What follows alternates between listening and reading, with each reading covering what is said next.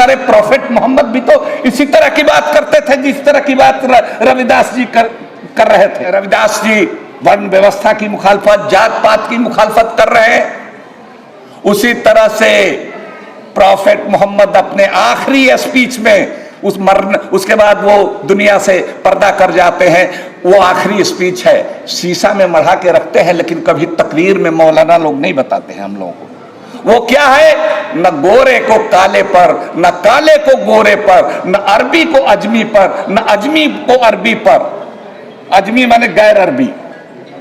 कोई फौकियत, कोई बरतरी, कोई सुपरमेसी हासिल नहीं है। अगर है तो तकवा की बुनियाद पर, कोई कबीले की बुनियाद पर, जात की बुनियाद पर, पैसे की बुनियाद पर, जबान के बुनियाद पर, इलाके की बुनियाद पर, रंग की बुनियाद पर बड़ा नहीं है।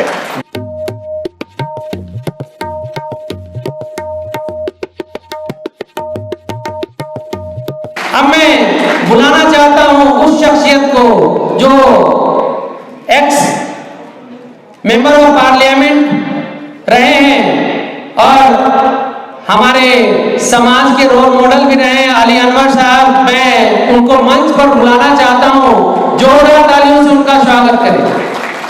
अली अनवर साहब।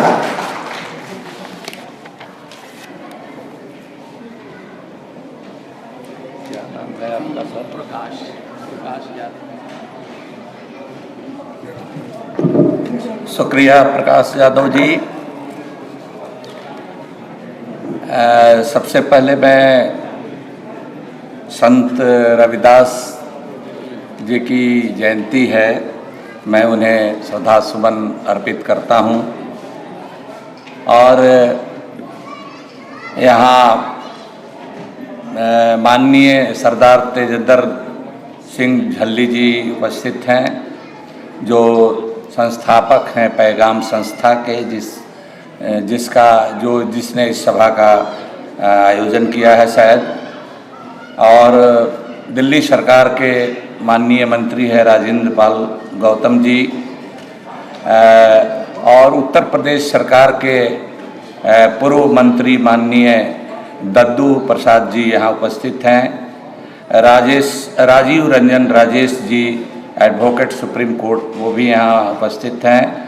प्रोफेसर नवल किशोर जी प्रोफेसर डीयू के हैं और आरजेडी के प्रवक्ता भी हैं, हमारे बहुत अजीज हैं। प्रोफेसर अवधेश कुमार जी जो लगातार लगे रहे और ताकीद करते रहे कि मुझे समय पर आना है, तबीयत ठीक नहीं थी और कुछ अपना जांच वगैरह करा करके लौटना चाहता था। रात में सोया भी नहीं, मुश्किल से 1-1.5 घंटा सोया हूँ, लेकिन उनका आदेश था तो मैं यहाँ शामिल हुआ। और हमको खुशी हुई, हमारे बहुत ही जुझारू और तेज तर्रार साथी, इनसे तो बोनस में मुलाकात हो गई प्रोफेसर रतन लाल जी से। मुझे अनुमान नहीं था कि ये भी पता नहीं गए कि अभी हैं। मिल लेंगे, हम भी निकलेंगे तो फिर। बहनों, प्यारे बच्चों, बुजुर्गों और दोस्तों, रतनलाल जी ने जिस तरफ इशारा किया आप समझ ही गए होंगे। मैं भी यहाँ दिल्ली आ जाया, कई महीने बाद आया, तो आज देखा, पहली बार देखा कि दिल्ली बड़े बड़े होर्डिंग से रविदास जयंती जी और एक और महानुभाव जो आधुनिक युग के महानुभाव हैं, नियंता बने हुए हैं, उनके फोटो के साथ मैंने हर नुक्कड़ और चौराहे पर तस्वीरें लगी देखी हैं। ये कोशिश हो रही है, जो जिनका बंजर लैंड है, जो बांझ है, हमारी बहनें माफ़ करेंगी, मैं उस संदर्भ में नहीं कह रहा हूँ, वैचारिक रूप से जो बांझ है, जिनके यहाँ ये सब चीज़ नहीं है, तो वो चोरी करके दूसरे का वो हमारे पुरखों को अपने कैंप में उठा ले जाना चाहते हैं। बाबा साहब अम्बेडकर के बारे में भी ऐसा हुआ। आज देखा महात्मा फुले जी के बारे में ऐसा हो रहा है। तो इस तरह की कोशिश हो रही है। और अगर हम आज संत रविदास जी को की जयंती पर उन्हें श्रद्धांजलि अर्पित करने के लिए, उनके याद करने के लिए अगर हम इकट्ठा हुए हैं, तो हमारे लिए ये जरूरी है, जो वो है ना गांव में कि जो चोर है चोरी करके जाते रहता है, तो अपनी हिफाजत के लिए वो खुद भी थोड़े दूर तक, गांव के सिवाना तक चोर चोर खुद भी नारा लगाता है। चोर चोर नारा लगाते हुए अपना पकड़ में नहीं आवे, निकल जाएं। तो कुछ इसी तरह का प्रयास हो रहा है। तो चोर को भी पकड़ना है और हमारा जो माल वो चुरा करके ले जा रहा है उसको भी उसके हाथ से छीन करके और सुरक्षित रहना है। हम जगे रहेंगे, हम सजग रहेंगे, और अगर हम भी अगर ढुलमुल रहेंगे, और ये है, मैं जानबूझ करके मैं कह रहा हूं कि ये है कि हमारे समाज के बहुत सारे लोग गुमराह हैं, वरना जिस मुकाम तक वो पहुंचे हैं वहां तक नहीं पहुंचते। ये हम सब लोगों की, हमारी, आपकी, सब लोगों की कमजोरी है। इसको देखना कि अगर हम जयंती मना रहे हैं तो हम ये भी देखें कि उनके विचारों को, उनके आदर्शों को, जिनको हम याद कर रहे हैं, उनको हम कहां तक आवाम के बीच, जनता के बीच हम ले गए हैं, ये भी देखने का हमारा काम है। बहरहाल, मैं जाति जनगणना पर मेरे अवधेश जी ने कहा था कि कुछ बोलना है, तो ज़्यादा नहीं, लेकिन मैं कहूँगा कि इस सवाल को मैंने 18 दिसंबर 2009 को पार्लियामेंट में, राज्यसभा में मैंने जाति जनगणना के सवाल को उठाया था। मैं आपको बताऊं उस दिन का मंजर, मुझे कोफ्त होता है, ग्लानि होती है। मैं अकेला था, जो कहते हैं ना नक्कार खाने में तूती की आवाज, पार्लियामेंट में, राज्यसभा में सभी पार्टियों के लोग, समाजवादी धारा के लोग, अंबेडकरवादी धारा के लोग, गांधीवादी धारा के लोग छोड़ दीजिए, बहुत सारे लोग इंटेलेक्चुअल्स भी हैं, दूसरे लोगों की छोड़ दीजिए, जो जिनको जनेऊ लेला हमारे मित्र प्रोफेसर रतनलाल जी कह रहे हैं, उनकी बात छोड़ दीजिए। एक आदमी ने समर्थन नहीं किया जाति जनगणना की बात हम जब उठा रहे थे। हाँ, लेकिन अगले साल, अगले सत्र में, जब लोकसभा के अंदर में, जब उस समय मुलायम सिंह जी लोकसभा के सदस्य थे, लालू प्रसाद यादव जी लोकसभा के सदस्य थे, शरद यादव जी लोकसभा के सदस्य थे, उन लोगों ने जब इस सवाल को एक रूप में उठाया, तब जा करके ये सवाल जोर पकड़ा। और बीजेपी के, भाजपा के गोपीनाथ मुंडे, जो इस दुनिया में नहीं है, उन्होंने और तमाम दलों के लोगों ने, तब एक मुकम्मल और एक मजबूत आवाज बनी। यूपीए 2 की सरकार थी और उस समय उसने माना, इन प्रिंसिपल माना, लेकिन फिर जनेऊ लीला शुरू हुई, उसको डाइल्यूट किया गया। जो सेंसस का एक्ट है 1948 का, उससे उसको डिलीट कर दिया गया, जिसका कोई मतलब नहीं। उसी तरह से आज जो लोग कह रहे हैं, हमारे बिहार के मुख्यमंत्री ने भी कहा है, अभी हमने देखा अखिलेश जी ने भी कहा है कि हम 6 महीना में हम इसको कराएंगे। अच्छी बात है, कराइए। कितना दिन में? 3 महीना में, अच्छी बात है। लेकिन इसमें एक बात और ध्यान में रखने की जरूरत है कि आप तो स्टेट में कराएंगे, लेकिन सेंट्रल सर्विसेज में भी जाति की जरूरत है। उसका क्या होगा? वो सर्वे होगा। वो जब 1948 के एक्ट के तहत नहीं होगा तो फिर वो सर्वे होगा। फिर दूसरा सवाल कि आप तो इतने साल तक सरकार में थे, सामाजिक न्याय की सरकार थी, हम सब लोगों ने आपको मदद किया था। हम मानते हैं कि इतना भी अगर आप पहले आप करा दिए होते तो एक माहौल बनता, एक जागरूकता लोगों में बनती। हमने कुछ नहीं था, रतनलाल जी और इन जैसे लोगों ने ही सबसे पहले हमने इस अभियान को शुरू किया और देश के कई राजधानियों में जाकर के ये देख लीजिए हमने निकाला कि सांप्रदायिक ध्रुवीकरण का यही इलाज, जाति जनगणना के लिए हो जाओ तैयार। हमने नारा दिया, दलित पिछड़ा एक समान, हिंदू हो या मुसलमान। लेकिन हमारे जो सामाजिक न्याय की जो पार्टियां हैं, उनके नेता हैं, हम किसी का नाम नहीं लेना चाहते, वो इतने कंफ्यूज हैं कि कोई सिर्फ हिंदू दलितों की जनगणना की बात कर रहा था।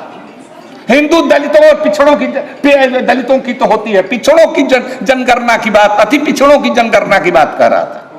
हमने सवाल उठाया कि अरे भाई हम लोग भी पिछड़े हैं, हम लोग भी अति पिछड़े हैं, हमारे अंदर भी दलित हैं, हमारे अंदर भी आदिवासी हैं, हमको क्यों छोड़ रहे हो भाई? खैर उन लोगों ने सुधार किया, पता नहीं जानबूझ के किया था या अनजाने में किया था, लेकिन हमने इस सवाल को उठाया और देश की राष्ट्रीय पार्टियां, कई क्षेत्रीय पार्टियां, समाजवादी धारा, वामपंथी धारा, गांधीवादी धारा से जुड़े हुए लोगों की इस तरह का ब्लंडर, ये कहीं ना कहीं वैचारिक जो दरिद्रता है उसको दर्शाता है। साहब 1900, आप जानते हैं 1930 में लास्ट सेंसस हुआ था। 1941 का सेंसस की बात मैं कर रहा हूं। 1941 का सेंसस हो रहा था, हालांकि वो कंप्लीट नहीं हुआ, सेकेंड वर्ल्ड वॉर शुरू हो गया। उस समय हिंदू महासभा ने अपील किया, हमने इसमें दिया है, हिंदू यहां तीन मूर्ति लाइब्रेरी में हम पढ़ रहे थे तो हमने निकाला उन सब चीजों को। अपील करते हैं हिंदू महासभा के लोग कि भाई हिंदू लिखवाना, अपनी जाति मत लिखवाना। और एट द सेम टाइम जो मुस्लिम लीग के लोग हैं वो अपील कर रहे हैं मुसलमानों से कि खबरदार तुम लोग मुसलमान लिखवाना, अपनी बिरादरी का नाम जनगणना में मत लिखवाना। तो ये हिंदू महासभा के लोग हों या मुस्लिम लीग के लोग हों, चाहे वो हिंदू ब्राह्मण हो या मुस्लिम अशराफ हो, वो सब लोग ये चाहते हैं कि जाति जनगणना नहीं हो। तो आज भी जो जनगणना की बात की जा रही है उसमें एक क्लियरिटी नहीं होगी। ये स्पष्ट हमारी समझ है कि ये सेंट्रल जो एक्ट है 1948 का, उसके तहत ये होना चाहिए।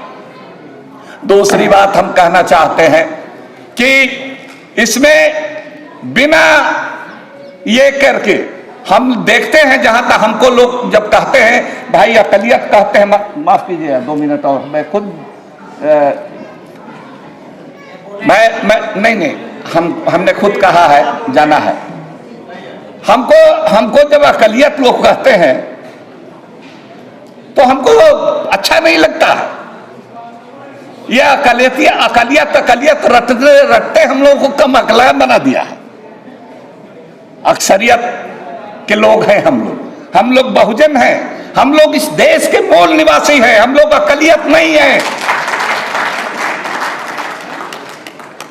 अगर रतनलाल जी, अगर दादू प्रसाद जी, पाल साहब और अली अनवर मिल जाते हैं तो हम लोग 85% लोग हैं। और यही चीज है, इस चीज को हम लोग अगर नहीं समझेंगे, सियासत में नहीं समझेंगे, तो हमारे बाबा साहब अम्बेडकर पर कई किताबें लिखने वाले लोग और नफरत करने वाले लोग और उनके लोगों के साथ लूट बलात्कार, उनके साथ उनको हजारों हजार सब तक गुलाम बना करके रखने वाले लोग आज उनकी तस्वीर और होर्डिंग लगा करके हमारे हाथ से छीन ले जाएंगे। और छीन का क्या, होर्डिंग लगा देते हैं, हमारे वोट नहीं लेते हैं, हमारे लोग वोट देते हैं, ऐसे ही नहीं वहां गए हैं, बन जाते हैं इतनी ताकत से। तो सिर्फ उनकी जयंती मना लेने से नहीं होगा, हम लोगों को देखना होगा कि इन महापुरुषों के मैं मिला रहा था कि अरे भाई हमारे प्रॉफिट मोहम्मद भी तो इसी तरह की बात करते थे जिस तरह की बात रविदास जी कर रहे थे। वो भी कहते थे, आखिरी खुतबा है प्रॉफिट मोहम्मद का, जिसको मस्जिदों में शीशा का फ्रेम करा करके टांगा जाता है, उसको कहते हैं हज्जतुल विदा का खुतबा। उसमें जिस तरह से रविदास जी वर्ण व्यवस्था की मुखालफत, जात पात की मुखालफत कर रहे हैं, उसी तरह से प्रॉफिट मोहम्मद अपने आखिरी स्पीच में उसके बाद वो दुनिया से पर्दा कर जाते हैं। वो आखिरी स्पीच है, शीशा में मढ़ा के रखते हैं, लेकिन कभी तकरीर में मौलाना लोग नहीं बताते हैं हम लोगों को। वो क्या है, न गोरे को काले पर, न काले को गोरे पर, न अरबी को अजमी पर, न अजमी को अरबी पर। अजमी माने गैर अरबी। कोई फौकियत, कोई बर्तरी, कोई सुपरमेसी हासिल नहीं है। अगर है तो तकवा की बुनियाद पर, कोई कबीले की बुनियाद पर, जात की बुनियाद पर, पैसे की बुनियाद पर, जबान के बुनियाद पर, इलाके की बुनियाद पर, रंग की बुनियाद पर बड़ा नहीं है। बड़ा वो है जो गरीब परवर है, जो ईमान वाला है, जो खुदा से डरने वाला है, जो हक बात करता है, जो इंसाफ की वकालत करता है, वो बड़ा है, वो ऊंचा है। तो ये बात समानता है। लेकिन जिस तरह से वहां नहीं हम लोग ले जा सके, उस तरह से यहां भी वही हालत है। तो हम लोगों को सबसे बड़ा काम ये करना है कि हम लोगों को अपने लोगों को समझाना है। वरना समझ लीजिए कि जो भी कमाई है ये होर्डिंग ही नहीं ले जा रहे हैं, जो रिजर्वेशन और जो भी उपलब्धियां हैं हमारे महापुरुषों की, उसको भी, उसकी विरासत को भी ये उठा कर ले जा रहे हैं। और हमारे ज्यादातर लोगों को इन्होंने गुमराह करके तभी ये तक नशी हुए हैं। तो इनको हमको देखना है, अपनी विरासत को बचाना है, और अपना जो माल लूट करके ले गए हैं उनको और